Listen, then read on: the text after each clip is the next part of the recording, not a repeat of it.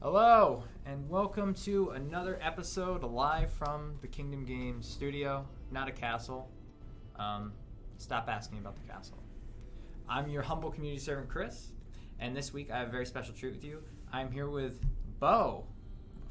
Bo. Hi. What is your formal title? Because I know on LinkedIn it's kind of nebulous. I don't even know. Maybe I didn't update it there. It is lead content designer. Lead content designer. Yeah. So that includes story. What else? Level design stuff. The voice, like the VO dialogue. Okay. All that kind of stuff. The script. That just goes hand in hand with the story, obviously. Yeah, definitely. Just a lot of just miscellaneous things. as they arise? Yeah, as they come up. Yeah, okay. So, yeah, it's an interesting job. There's always something new every day. Yeah, lead creative guy, I think, is what I saw. And then it changed. That was a different place. Okay. That was a side project with some friends a couple years ago. And now it's the formal title, lead content designer. Lead content designer is the formal title for my Kingdom Games job. Awesome. So what has been going on lately? I know after the big push for the Catalyst, everyone has just been working crazy crunch hours. And going forward, what have you been doing? What's been going on? So we've been getting the voiceover in as much as we can. We're working with a company in the Bay Area, and so they're delivering to us. Mm-hmm. Also implementing the comics. Assuming that people know about the comics, but getting those in and going. Yeah, we're hiding. Yeah, Benai is trying to tackle you right now. Yeah. Anyway, I can slide this way. It's just kind of hard to talk with you. Two big guys. I knew this wouldn't work when there were two guys here. A guy and a girl. Like Andrea's pretty tiny, but with us it's okay. So getting all the voiceover implemented has been really my biggest thing lately. Mm-hmm. The comics, also working with Sergio Cariello, who's known, mm-hmm. For Action Bible and a bunch of other stuff, and he's been a workhorse and just delivering just page after page after page. Yeah, they look really good too. He's posting some stuff on Facebook. It's crazy cool. So been getting that all in. It's a process because, like with him, he delivers the like a sketch to me, mm-hmm. just like a quick rough, and then I'll give him feedback. Then I'll get an ink version. Then I'll get the colored version. And then I have to actually put that in the game. We have a comic viewer so that when you view the comics, you actually go panel by panel. We'll see that later. So I'm setting up those panels too. Like I have to go in and actually say that move to this location and this location, this location. So there's an involved process, and then on top of that, there's going to be a VO for the comics also. So wow, I didn't know that. That's awesome. Yeah. So getting that hooked up. There was a bit of a push to get the tech for that because we had the tech for just voiceover stuff, but it was single usage. Yeah, it single was purpose. Yeah, basically it was like I could say at this point play this dialogue and play this line of voiceover, but with the comics. You'll often have 2 or 3 people actually speaking. Right. And so we had to kind of work the tech there to make that work so that I can actually have multiple. I'm sure that was really fun to get working. Yeah. I'm sure there's a lot of late nights spent on that one. Yeah. Well, that was program magic. Okay. The programmer did all that. Oh, okay. I just have to implement it, that's the fun part for me is I'm the typo guy. Like if I make a typo, everything breaks. So wow. Yeah. So that's what I've been doing lately, and that's great. My team, the other guys that I work with, Dan, Tom, and Joe, have been just chugging away, just pumping out crazy amounts of work on the levels, getting those finished, and they're doing an awesome job, and it's coming together. It's really close. Yeah, that's cool. I've been doing some playthroughs, like, to just get screenshots and stuff. It's really starting to do so. I got to do some boss fights. That was really cool. I've played some stuff now. I got my favorite attacks. I think my favorite attack is the bees, but don't want to spoil too much. But I have a lot of fun with the bees. I dig the bees. On our end, just about 30 minutes ago, we got our coming soon page is up on Steam, and I've implemented Nightbot. So if you just type !Steam, we have a link for you to go to, and you can see exactly where to go and see coming soon. We don't have our price there. It will be $24.99, but for launch, we're going to do a special discount. We're going to give you the special edition content for the same price as the base edition. And we're going to be doing that for launch, and that will continue, but for a limited time only. We haven't announced the final date on that, but very exciting. No pre-orders. We are doing pre-orders through our Kingdom Games site, but if you're a Steam user, you're going to want to wait and get it through Steam. So, without further ado, I think we should break into the game. You just want to pull it up right there. Cool. So, this is a level we've seen before, and Andrew kind of showed us the gameplay aspects of it. Bo, could you kind of give us a little bit of context? Like, this is a very first level, very first section of the very first level. So, what's going on story-wise? So, when you actually launch the game for the first time, we give you a little bit of backstory, biblical information leading up to like where we are in the Bible for all intents and purposes. I mean, we don't go through Genesis and all that stuff, but we don't go through the whole thing. That might take a while. Yeah, excuse me. Exactly. We start with just talking about basically the formation of the 12 tribes of Israel, and and then conflict with the Philistines. We don't get too crazy in depth with everything that really leads up. It's just more of the lineage of these people, and lead up to David, basically. And so we are told via the cinematic and via the beginning of the game that King Saul is basically doing battle with the Philistines. He's not really doing battle with them yet. They're just kind of two armies camped across from each other, and ready to go. And that actually leads up to David and Goliath. If you're familiar with the David and Goliath story, right? I think we all are. Yeah. Yeah. Then part of that is that like Goliath would come out and taunt the Philistine army. He did this for like 44 days. Of course he would. So we're on like day like 40 here or so, 40, 41 of that thing. And we're introduced to two of our protagonists, two of the five, Abishai and Benaiah. And they're just waking up. They spent the night out with a flock of sheep, basically doing a favor for their buddy, the old shepherd, as they call him. And they've just woken up and discovered that one of the sheep is dead. And so they're kind of freaking out and going, oh, we got to go tell him.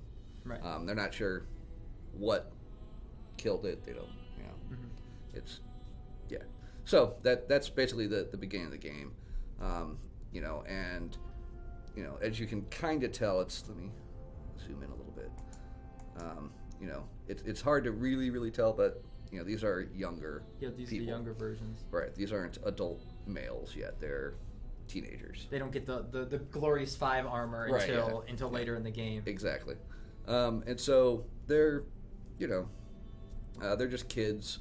For game reasons, it's like, well, kids got a big hammer. But always a good thing to do. Yeah, we've actually kind of gone back and forth on that for historical reasons and just for like, does that make sense? Yeah. But we're a game first, and gameplay kind of won out, and it was more fun that way. Also, for gameplay reasons, we start you selected as Benaiah.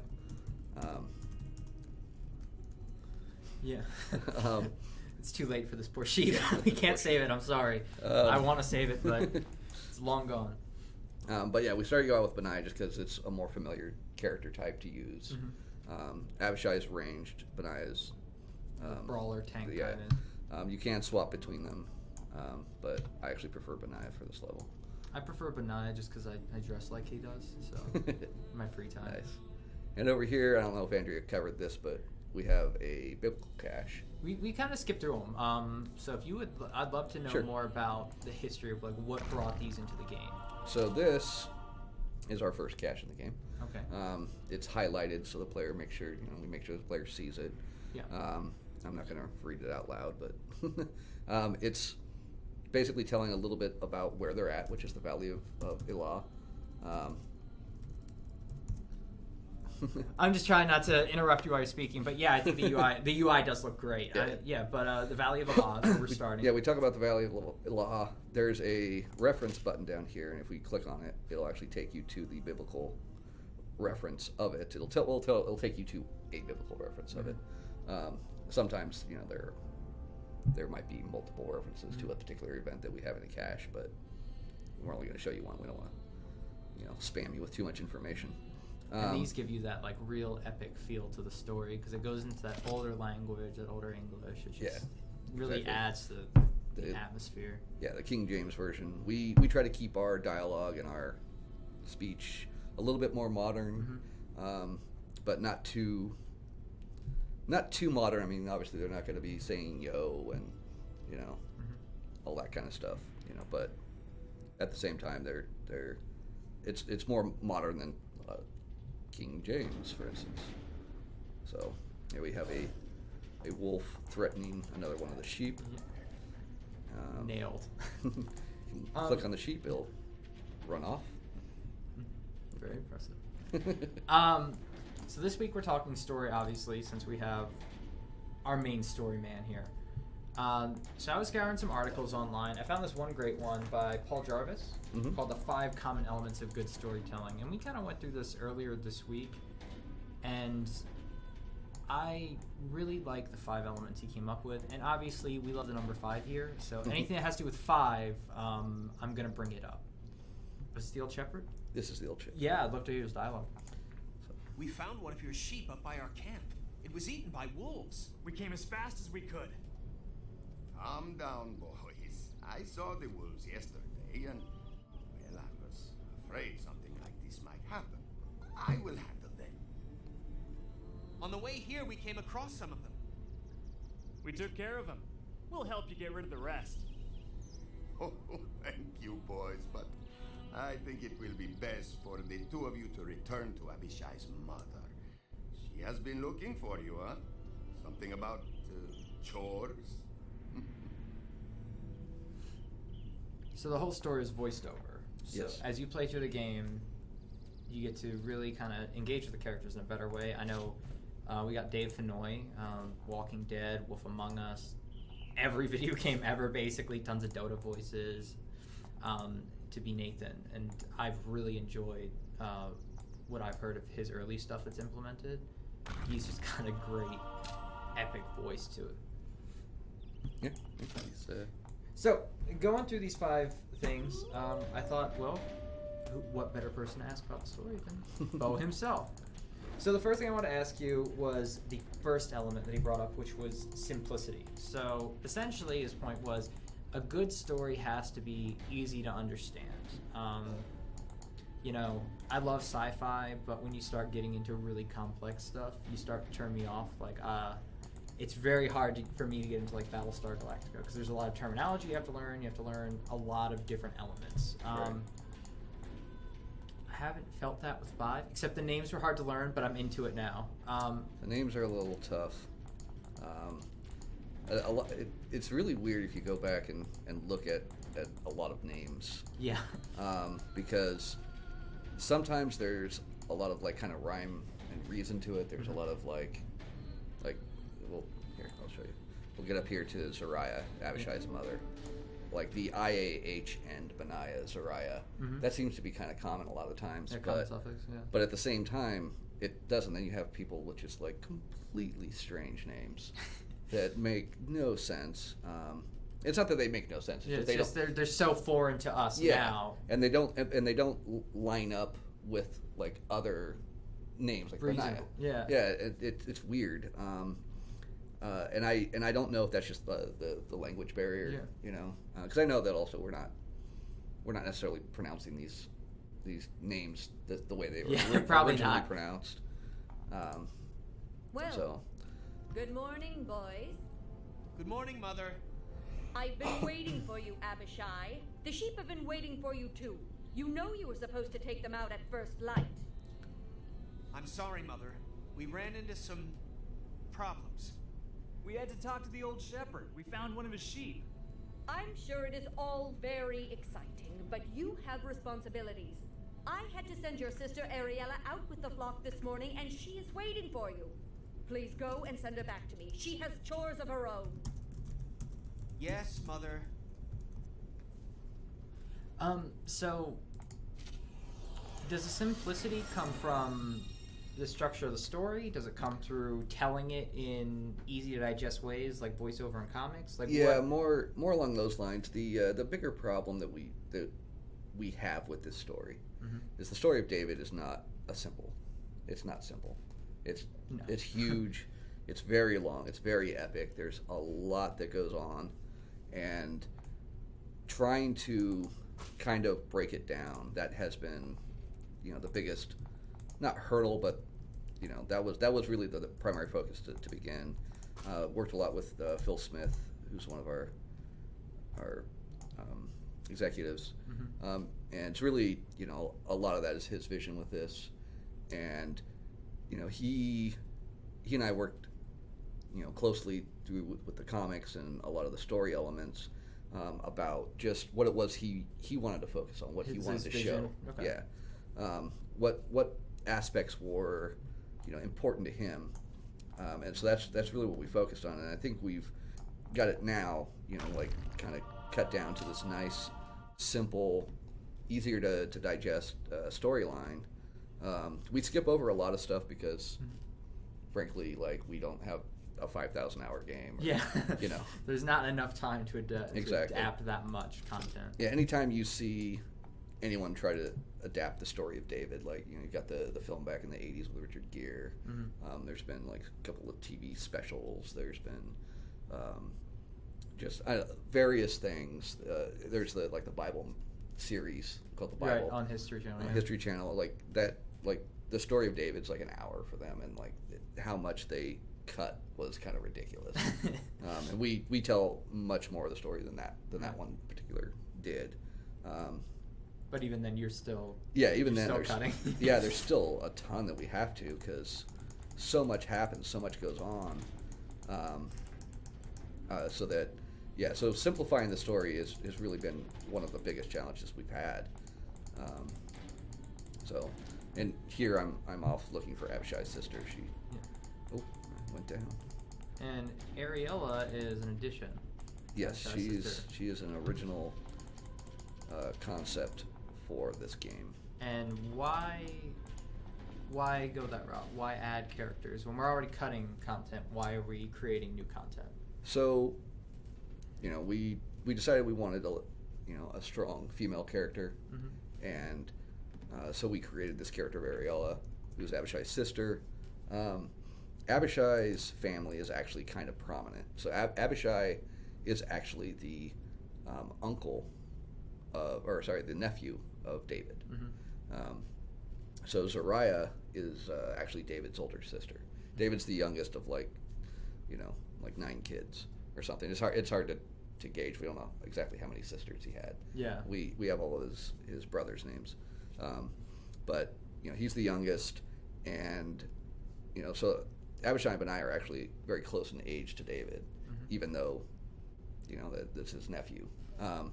But along with Abishai, he has 2 brothers that are pretty prominent in David's story, Asael and Joab.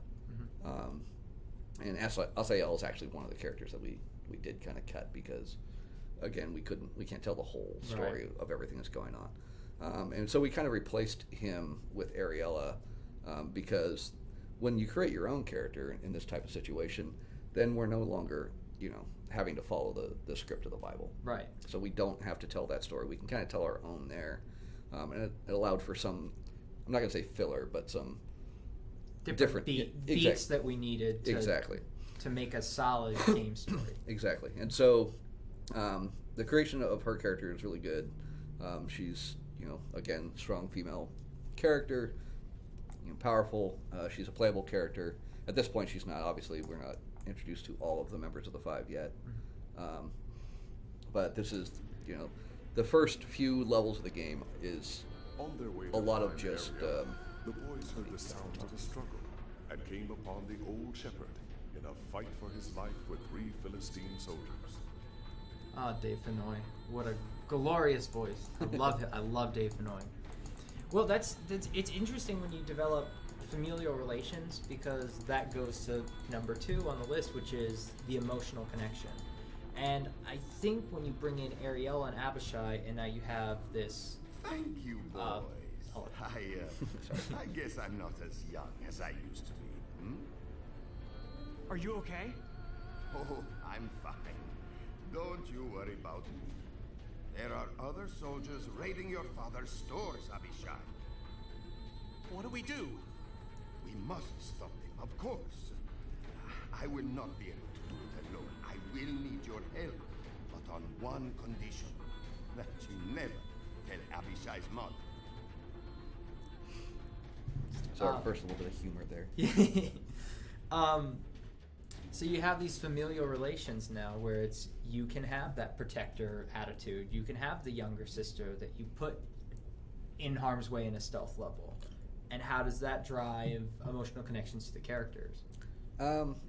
So it's actually kind of a difficult thing to do in a lot of video games. That's Definitely one of the things I find to be one of the biggest roadblocks when you're trying to tell a story via a video game, because it's not like a novel, it's not like a movie. Character development in those mediums is character development. It's the character learns lessons and gets wiser and makes decisions. In a video game, character progression means something completely different. It's what level are you? How much gear do you have? How awesome is your guy? And because of all that gameplay, it's kind of hard to teach the player things. We aren't going the route of, say, BioWare's game types, where we have branching storylines and branching good versus evil type things where you can choose to be a bad guy or anything like that. And to me, that's one of the places where you can try to get that emotional connection. Right. But at the same time, I think my favorite example is Final Fantasy VII with Aerith when she is killed. Kind of just falls. It was a huge moment for, I think, everyone that's played that game. Right. And one of the reasons for it, though, was that it was unexpected and it was a character that you cared about. And there is this I don't know, ideology nowadays with video game development that you don't want to take away from the player. So definitely not. Yeah. So that would never fly nowadays. Back in 1994 or 5, whenever that game came out, that was okay. But nowadays, removing a playable character would be, just insane. Well, yeah, and you see that even with stuff like Fallout, you have a lot of NPCs are protected. Your dog, that's the big thing with Fallout, is the dog. Exactly. And nothing can hurt the dog. Yeah. Dog is okay. Yep. And you don't have that negative reinforcement. So what we end up having to do instead is just through the comics, through the story, through the dialogue, the gameplay, everything. You end up having to get the player to invest emotionally that way. And I think we do a pretty good job with this one. It's difficult with this game. I'm gonna die.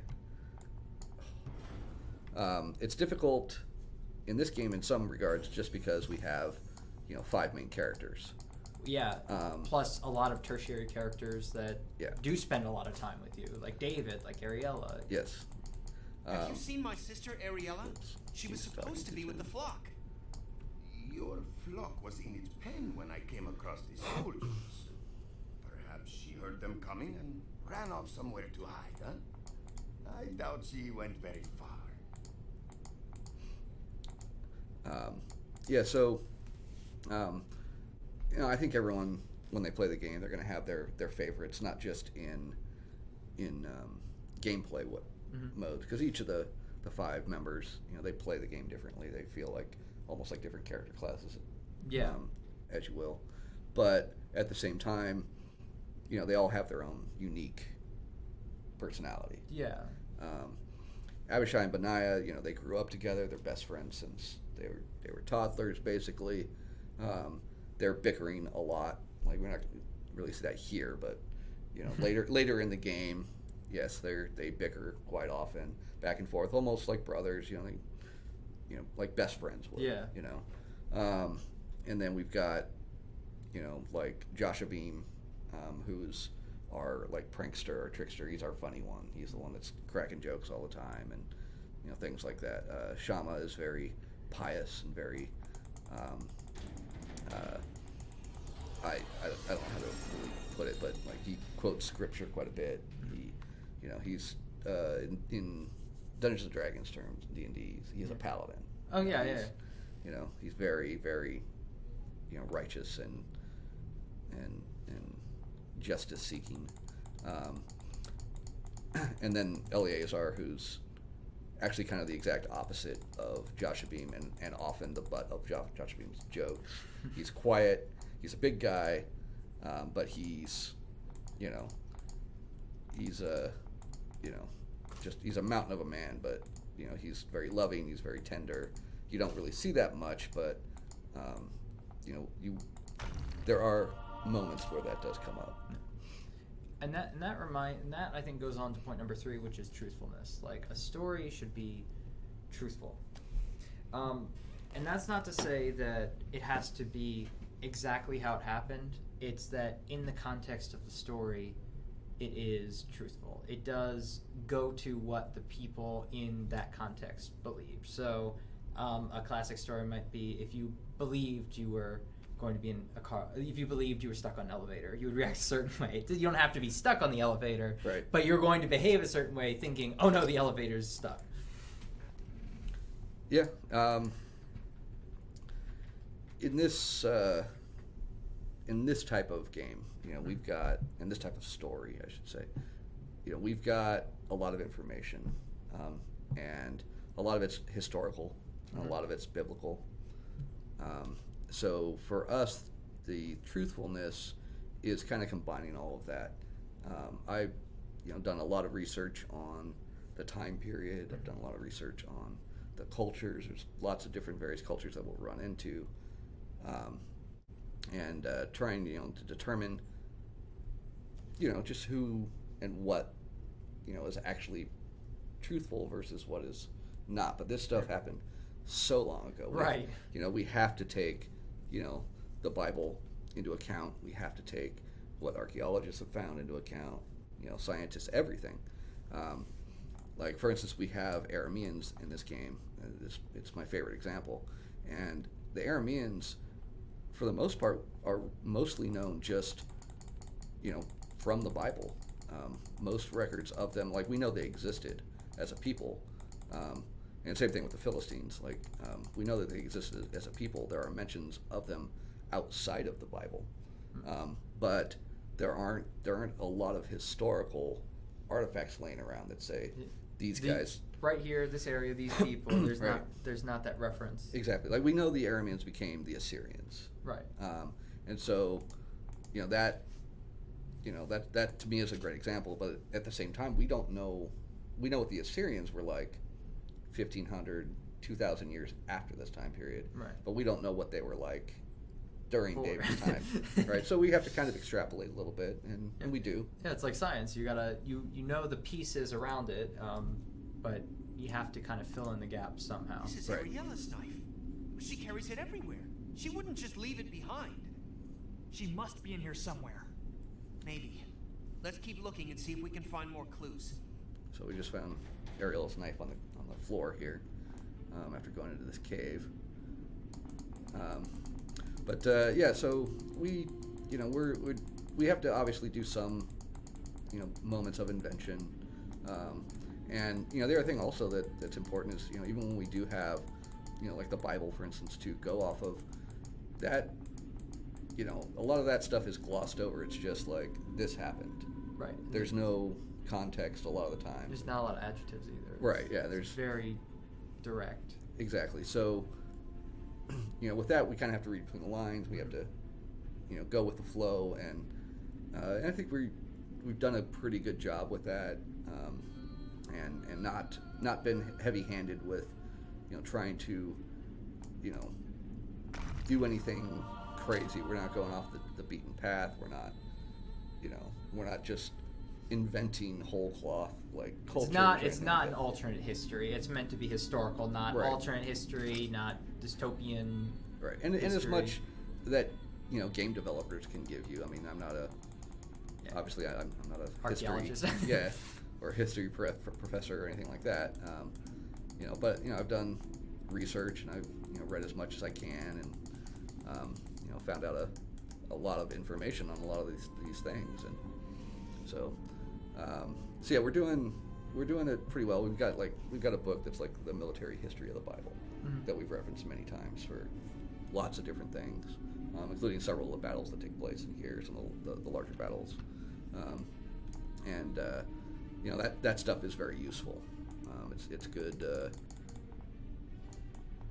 It's good for us, as far as the lore goes, and and to kind of keep us honest and keep us, again, truthful.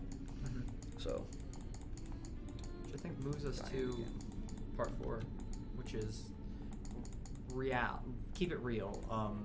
Reality. Essentially, it's how does this story relate to the storyteller? And since we have a lot of perspectives, we have a lot of different storytelling techniques, from comic cutscenes, voiceover, to full motion video, animated cutscenes. Yeah. There's a lot of different storytellers and storytelling elements, and how do they kind of come together to produce the grand 11-act epic that is 5?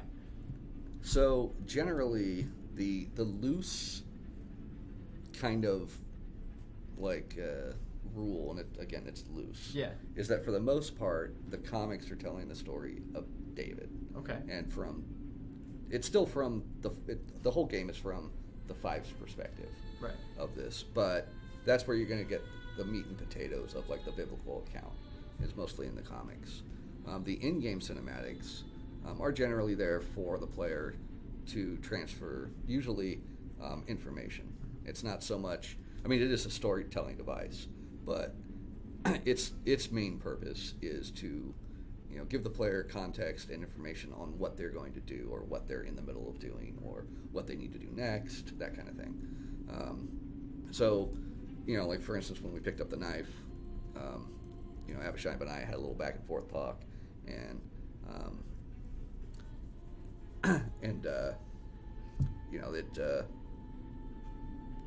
it works in that regard for little things there. Like we've talked about what we call banter, mm-hmm. and banter, you saw a little bit of it. I didn't point it out earlier, but when you click on one of the sheep, it's like there's a little bit of text that pops up over the player's head, saying go home. Whatever. I noticed a really good one. I'll break open the cage. Yeah. And so, and the banter is there for just very unimportant, trivial stuff. But it's another tool that we have in our toolbox when we need, to kind of just throw things out. And a lot of the system, the banter system and the dialogue system, came along hand in hand and worked in certain ways, and were actually developed before we had the voiceover stuff. And that the voiceover actually kind of changed that a little bit in how we're delivering some of that stuff. But between the mission dialogue information, the in-game cinematic cutscenes, and the comics, we kind of break up the story in different ways. They're all kind of telling different stories, but the same story at the same time. So it's this unified protagonist. That's kind of the difficulty of it, right? Yeah, that makes it difficult, but it's not impossible. It's not, it's not. Yeah, it makes it a little difficult, but not impossible. I guess I just repeat myself like that. So, last but not least, and I think this is where 5 hits it right on the head. Is What's that? It's Ariella's water skin, and there's still water in it. We need to find her quickly. How does 5 become this kind of universal story? What about 5 makes it relatable to any audience? So, young teenager could play it, you know, someone my age could play it, someone your age could play it, you know, someone in their 80s or 90s could play it, and they'd still get that same experience from the storytelling. So, to me, the best storytelling, the best stories, the best things starts with good world building. And, you know, in the literary sense, world building is creating the world that your characters live in and inhabit. An example of probably the first one that really captured everyone's imaginations and really catapulted out that way was the Lord of the Rings trilogy. Mm-hmm, definitely. Tolkien did an amazing amount of work on his world building, and that world is alive, and there's ancient ruins everywhere, and people mention things There's about languages. there's everything there. So that's where you start. Well, with the Bible, you know, that gives us already where we're set. There's all of this history already. Mm-hmm. There's things that we can, you know, talk about that has happened in the past. This is a living, breathing world. But then on top of that, it's also historical. So a lot of this stuff actually happened. You know, we may not know the exact time that they happened, or we may not be able to reflect exactly the way that they happened. And, you know, but we know that a lot of these things did happen. And so that, to me, is also compelling because, you know, now it's not just a situation of it's make-believe. It's, well, here, it's like, this is an area where this actually took place. Yeah.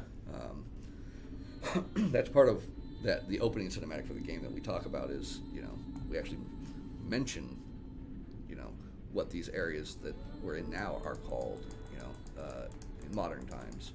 You know, Jordan and Palestine, Israel, and these are real places, and that, to me, that draws me in as you know, someone that wants to be interested in lore and whatnot. I'm not going to say it's educational. I'm going to say it's informative. You can, you know, watch this cinematic or read the comics that we've done, play the game, and it's going to draw you in deeper to, you know, our world. Yeah, basically. there's always something when it's not that world, it's not their world, it's our world. It's just we're in a different spot. You know, Right. It's still, these are places that are, you know, it may not be the right timing that this existed at some point in history. This was pretty similar, what we think, to what it looked like. Right. What it would have been like. Yep, and it's you know, so to me, you know, I think, you know, most people are familiar with, you know, when they think of the story of David, they think of David and Goliath. That's the one that everybody knows. Everybody knows David and Goliath. Classic hero story. Yeah, the underdog story of a lifetime, and you know, so if that's your familiarity going in, we can give you more. We can, you know, show you more. Excuse me. Then, you know, that there was a lot more to David than just David and Goliath. You know, if people are more familiar with the story than that and know, you know, more about David, they'll know about the story of David and Bathsheba. That's probably the next most. You know, I'm just. You're getting annihilated right Yes. Yeah, that would be probably the second most well-known story of, you know, in David's time is David and Bathsheba, and you know, we cover that in this game too. I don't want to give too much away, but you know, that does at least get something that we go with. And then after that, I think, you know, maybe, you know, more people might possibly know about Absalom's rebellion. That was one of David's sons, Absalom. And after that, like, unless you actually know the story of David, you don't know much past that. Like, Right. And we'll give you a lot of that information. Again, like I said, we can't give the entire story because it's a very long one. Ariela's necklace. My mother gave it to her. She'd never lose this. She's got to be nearby. What's that over there? What are you geared out with right now? Oh, I haven't been Oh, putting anything. that's on. why you're getting annihilated. That's been my problem. Totally forgot. Been too focused talking. Yeah. So it looks like we're in the throes of wrapping up. So we'd like to open up. If anyone has any questions for Bo, please ask now. But while you guys are thinking about some questions, we do want to encourage you to check out our Steam page and go put some tags on it. We are an action RPG. We are a historical game. We are a story-rich game. We are a fun game. If you can think of other tags, you should definitely put them on our Steam page. We also want to encourage you to follow us on Steam and, make a thread. Put some questions up. Think about things you want to know. What can we do? Future stream ideas, anything like that. And also, definitely check out all of our social media. It's Kingdom Games ATX on Instagram, Facebook, Twitter, Pinterest, you name it. We are there. We are posting stuff. Bo, do you have any final thoughts on your experience writing? In a pit carved out of the floor of the cave, they came Yeah, I mean, it's been a lot of fun. Abishai's sister, That's good to know. It's pulling at a large rock I've that had been able to rolled onto her write foot. comics. I've been Not able far to write the from her dialogue was a and try to large and menacing lion. bring the story all together.